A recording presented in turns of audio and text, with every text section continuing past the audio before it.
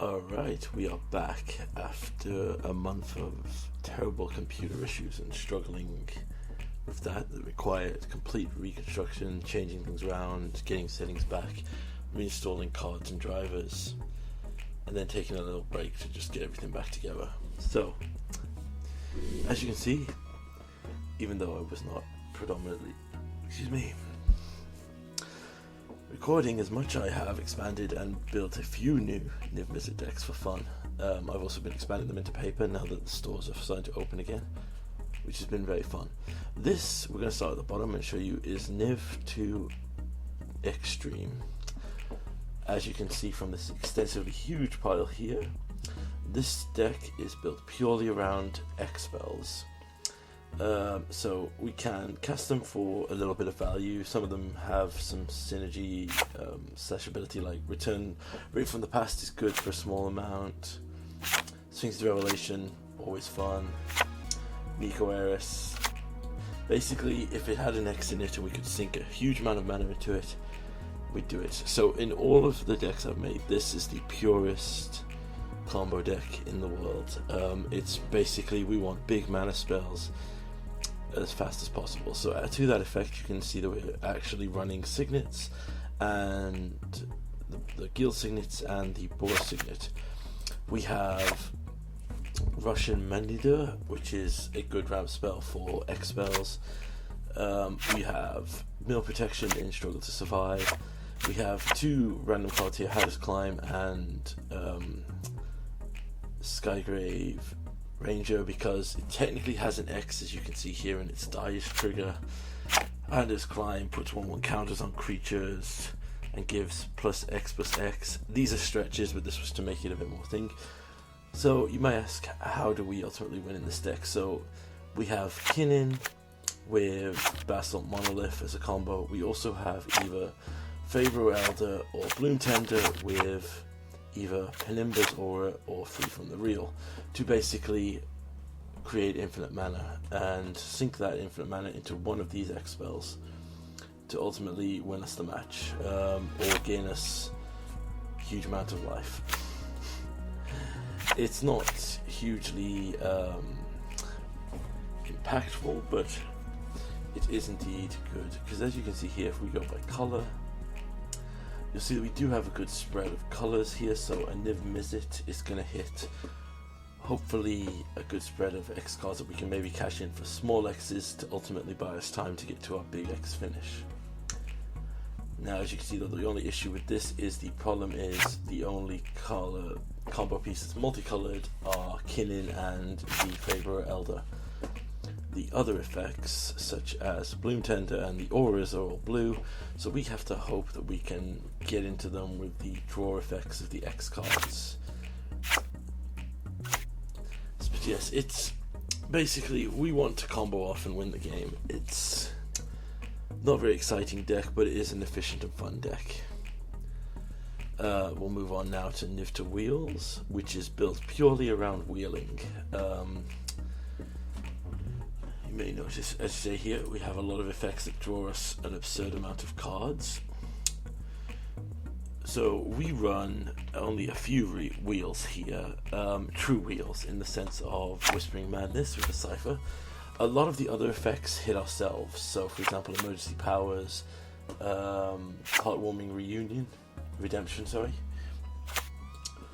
What we want to do with this deck, as you can see with a lot of these effects, is we are just going to cash something like a Niv, a Locust Guard, a Shabraz, and a Bremen, and we just want to draw cards, discard a hand, draw cards. We also run the Notion V-Block to try and get around it, but basically we want to kill our opponents by drawing cards here. We do also run the Witherbloom Apprentice Chain of Smog combo.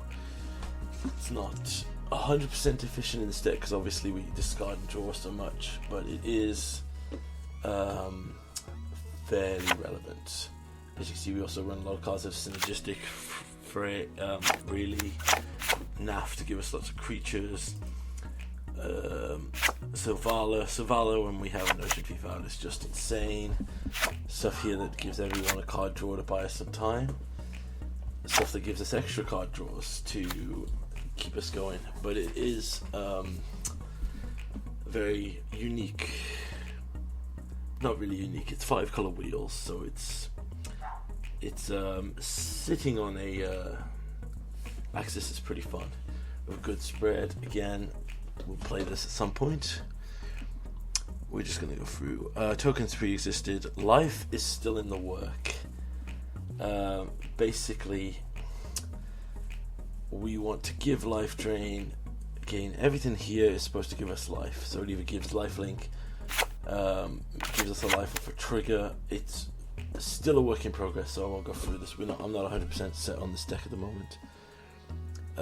We have Niv2 Companions, which is a fun deck. So this deck has no synergies, but is an excuse for me to run every companion, as you see here, like Garuda, Lurrus, even though I don't think there's anything Lurrus gets back. If I was to describe this is literally broken standard. So what this deck runs is basically both of the Titans, Kroxa and Uro. It runs all of the companions that have ever existed, so Garuda, Ogresh.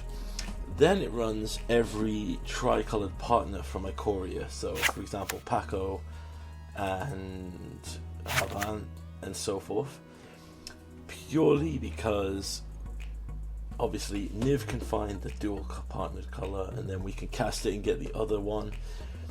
We are also just running a lot of general interaction to keep the game going. Honestly, we also run multicolored Mutate because Mutate, in my opinion, is a very strong mechanic.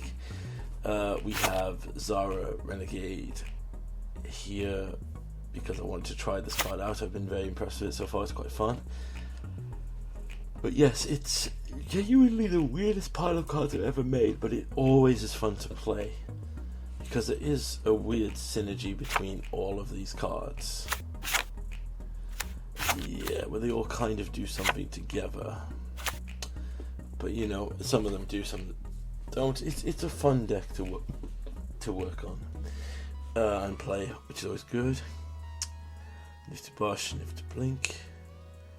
Now my latest, well not my latest, but one of my favourite creations here. This is a 5-color, dual-coloured artifact deck. You might ask, how does that work? And honestly, it works pretty damn well. So the main synergies of this deck is you are making food, treasure, and clue tokens. As you can see, we have effects like Vraska to make a treasure when we destroy something. Gluttonous Troll makes food when it enters. We're running Asmagora, which means we're also running the Underworld Cookbook, which we'll see in a minute. But here is the true synergy of this deck. This deck with the token creation is so easy to go infinite with Time Sieve, because as you can see in this deck, we have Eladamri's Call, Bring to Light, and there is another one somewhere. Where is it? The Sphinx's Summoner. So we have 3 things in here that tutor, and each time these things tutor, they are going to tutor the same thing, which is down here in our colorless cards, the Academy Manufacturer. This is the linchpin of this deck. If this card is out and we have a Time Sieve or a way to get Time Sieve, we can start going bananas in this deck. So as you can see before, we have plenty of ways to make artifacts, Heelys, Stone in the Vault to make treasures, killing Melusa and Payton makes a treasure when she enters. But one big here is Deadeye Plunderers. So if you have this out and the Academy Manufacturer, you pay 4 mana to create a treasure, a clue, and a investigate. No wait, treasure, clue, food. Me forgetting food. Anyone who knows me knows that's really funny. Basically, if you have 8 mana open, that's infinite, because you then make infinite mana because you make 6 tokens, sack 5 to take an extra turn, have 1 treasure left over, so you can go infinite that way. Other ways as well is just a lot of crazy stuff. For example, Wave Sifter making 6 tokens when it enters technically. Then we can just go crazy and win from there. There is a lot of this deck which is just, it's general harmless value. For example, we'll just play this and draw a card. We'll play, oh, that's a leftover card. I'm not sure if I'm going to keep that in. But you see, we just do a lot of things that are just generally good value. So we'll play a Baleful Strix and draw a card. We'll cast Forging the Sword to make treasure tokens. There is, ultimately, this deck ultimately wants to go. So yeah, a lot of these decks I've made are more combo-y than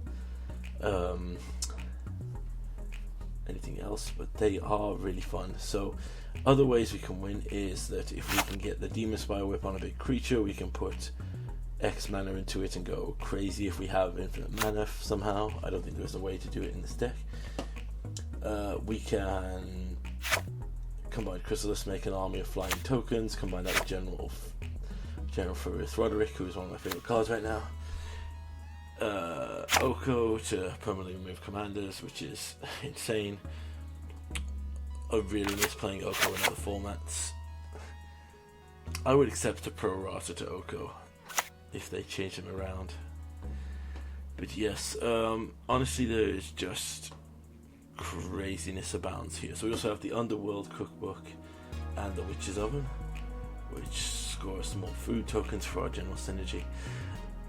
I know it sounds very simplistic considering how people might be asking how can an artifact deck that's literally full of colours actually work, but as I said before, hopefully I'll remember to record games and I'll show these in the future.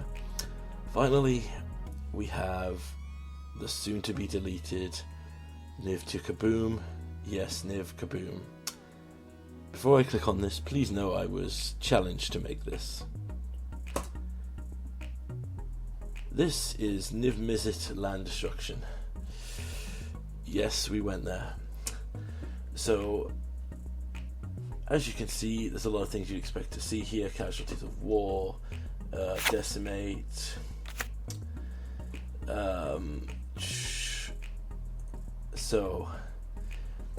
In addition to that, we also have General Control, but the way we stretch this into other colours is surprising. There was a lot of effects that were like destroy target land in some other colours that I was not expecting. As you can see here, we also have some general removal in, for example, Culling Ritual, Binding of the Old Gods, Safri the Whelm Eater, really solid card. We have Izzet Chronolok and Bloodwater Entity to rebuy our spells. We have permanent removal when the creature dies or enters, Vindicate to destroy a permanent, Pyre's Guard to get rid of a graveyard. Now Fulminating Mage as well to sacrifice, destroy a land. So yes, there is a lot of things. So the win condition of this deck is we're supposed to ramp ahead as well with a lot of the other effects. So you notice Takeover, Risen Reef, Urban Evolution. We want to be destroying other people's lands so that we're ahead, so we can get a huge army of trolls with this saga. Or we can do the absolutely disgusting combination, which I've pulled off once and I was immediately kicked from the game for it, which we'll go over in a second. Oh yes, the other thing we did is that we, in order to make this, we put in Trickster Goat's Heist, because I'm very impressed with this card and do enjoy it. But everything else in Dimir is bounce a permanent, with the exception of Ashiok, because Ashiok can't bounce a non-creature, but it's another potential win con if they're running out of power. We have Dovin to tax, Dak to steal artifacts if we can't blow them up. Yeah, this deck is horrible, and I'll show you the triple combo of what I used here that actually won. So I played the Enchanting Evening, which gives all permanents or enchantments in addition to their other types. I then, next turn, after no one dealt with that, I Boros Charmed, which gave all my permanents indestructible. Then played Fracturing Gust. And this did not resolve because the players at the table IMTGO held priority and kicked me from the game. which I completely understand. It wasn't a casual game, but still, that is a disgusting move. And I was... Yes, so as you can see, I still have it equipped here. Oh yes, another thing as well. Yishan is in here to ramp us, and as well to prevent people from sacking treasures, which is absolutely nuts. When I found out he stopped people sacking treasures, he was so much better in my eyes. But yes, this is a disgusting deck that I honestly... It's kind of like the thing I'm disgusted I created, but I'm secretly kind of proud that I did. But anyway, that's some of the new decks you'll see, apart from this one. I will not be playing this one anymore. Thank you for being patient, and I will resume content as soon as possible.